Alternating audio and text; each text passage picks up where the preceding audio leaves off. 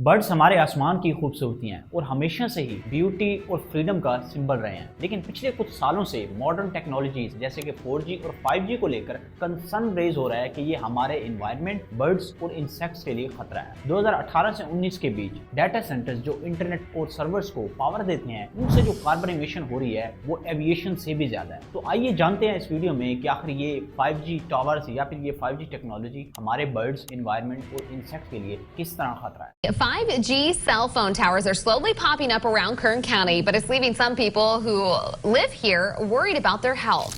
About 5G technology, and city councilors over in Carmel are now asking lawmakers to suspend it. More cell phone companies are putting up 5G towers, impacting millions of customers, but some are raising the question, are these towers safe? आज जब हम fast internet speeds और better network के लिए race कर रहे हैं, जिसमें 4G और 5G टावर्स हर जगह इंस्टॉल किए जा रहे हैं, according to 180 scientist and doctors from 36 countries, there are viable concerns regarding the 5G technology. यही नहीं बल्कि 2013 में 113 रिव्यूड स्टडीज में से 70% स्टडीज से पता चला कि wireless radiation had significant effect on birds, insects, other vertebrates and also on other organisms and plants, जिसमें ये रेडिएशन उनकी डेवलपमेंट और रिप्रोडक्शन में खलल डालती है। पहले तो ये समझते हैं कि आखिर ये एंटीनास करते क्या है। देखिए 4G और 5G दोनों एंटीनास डाटा ट्रांसमिट करने के लिए इलेक्ट्रोमैग्नेटिक रेडिएशंस का यूज करते हैं। 4G टावर 2 से 8 गीगाहर्ट्ज फ्रीक्वेंसी के बीच डाटा ट्रांसमिट करते हैं, जबकि 5G 300 गीगाहर्ट्ज तक जा सकते हैं। अब इस सब से होता क्या है वो भी जान लें। 2018 की स्टडी के मुताबिक शॉर्टर वेवलेंथ्स की हायर फ्रीक्वेंसीज इंसेक्ट्स की बॉडीज में इजीली एब्जॉर्ब हो जाती हैं, जिसकी वजह से इंसेक्ट्स की एब्जॉर्बिंग पावर 370% तक इंक्रीज हो जाती है, जिसमें बीज भी शामिल है। और इस सबसे होता क्या है कि इंसेक्ट्स में बिहेवियर और हेल्थ के रिलेटेड इफेक्ट्स देखने को मिल रहे हैं। In a 2010 study, researchers compared the performance of honey bees in a cell phone radiation exposed and unexposed colonies. A significant decline in colony strength and in the egg laying rate of the queen was observed. मतलब कि researchers को ये पता चला कि जहां पर mobile phone की रेडिएशन ज्यादा थी, वहां पर बीज की तादाद भी कम रही, और जहां पर रेडिएशन नहीं थी वहां पर बीज की कॉलोनीज ज्यादा थी। Also cellular devices had a detrimental impact on bees. In this study, bee hives exposed for just 10 minutes to 900 megahertz waves fell victim to colony collapse disorder. यहाँ मतलब कहने का ये है कि सिर्फ 10 मिनट के लिए 900 मेगाहर्ट्ज की फ्रीक्वेंसीज की जब रेडिएशन छोड़ी गई तो उससे बीज की कॉलोनी कोलैप्स कर गई। बात यहाँ खत्म नहीं हुई, बल्कि रिपोर्ट्स ये भी मिल रही हैं कि बर्ड्स इरेटिकली फ्लाई कर रहे हैं और उन्होंने एंटीनास के आसपास वाले इलाकों को अवॉइड करना शुरू कर दिया।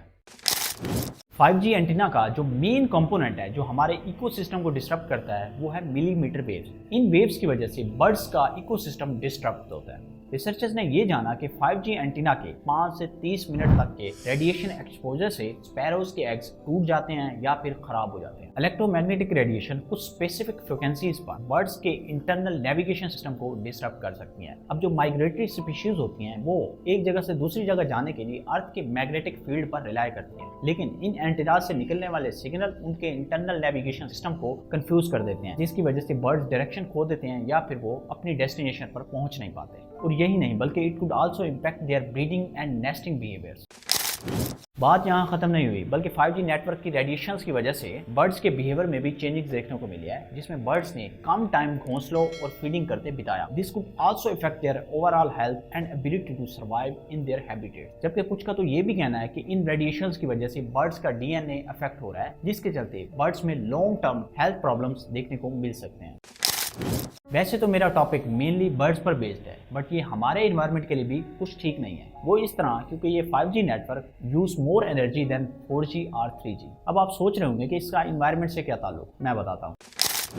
देखिए एनर्जी जो है वो सबसे बड़ा कंट्रीब्यूटर है क्लाइमेट चेंज का, जिसमें कार्बन इमिशन होता है। जब चाइना में 5G बेस स्टेशन पर स्टडी कंडक्ट की गई तो पता चला कि सिर्फ एक 5G base station 30.2 and 6.5 carbon emission होती हैं सिर्फ एक साल में। At national level the total carbon emission were 17 million metric ton in 2020 and may increase to 145 metric ton by 2030। And also according to the report the deployment of 5G could potentially add around 2.7 metric tons and 6.7 metric tons by the year 2030। यही नहीं बल्कि EMA के मुताबिक 2010 में 25% जो carbon emission थी वो सिर्फ इलेक्ट्रिसिटी और हीट प्रोडक्शन से आ रही थी। और ये बात है आज से 14 साल पहले की, जब 2G नेटवर्क होता था। अब तो 4G और 5G नेटवर्क चल रहा है। अब आप अंदाजा लगा सकते हैं कि 5G नेटवर्क की वजह से कितनी कार्बन इमिशन हो रही होगी। In short 5G network global warming का सिग्निफिकेंट कंट्रीब्यूटर बन जाएगा।